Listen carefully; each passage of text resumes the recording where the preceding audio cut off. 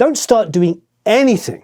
Don't do any processing, any EQs, any compression until you're inside the track, meaning get your panning and levels set first.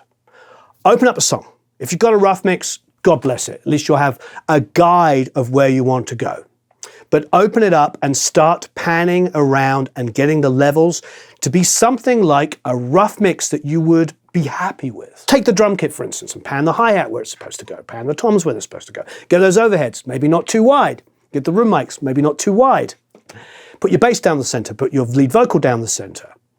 Then maybe you've got heavy guitars in a chorus, a pair, hard left and hard right. See how that feels.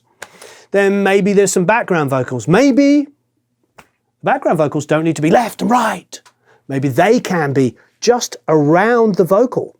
Another great trick, just tuck it around the vocal.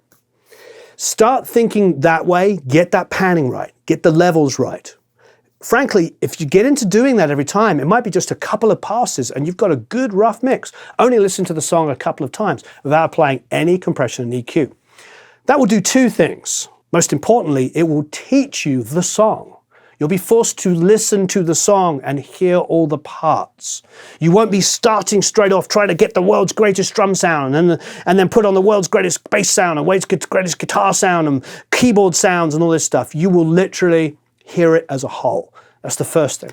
And the second thing is you will know what to do by doing that. Simple as that.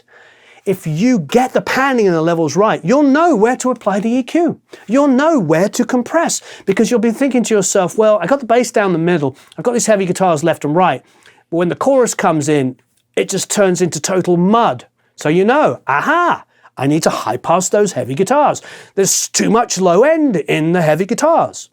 So you put an EQ on, take some of that up. You might also go, oh, all the overheads and the ambience on the drums disappeared when the chorus guitars came in. So maybe you have to low pass the guitars or wipe off a little bit. Maybe 7K is the top you want on those heavy guitars. And suddenly, oh, there's some ambience come back in, the overheads. The vocal now has some air on the top of the vocal, meaning you don't have to apply so much high-end EQ to the overheads, so much high-end EQ to the vocal.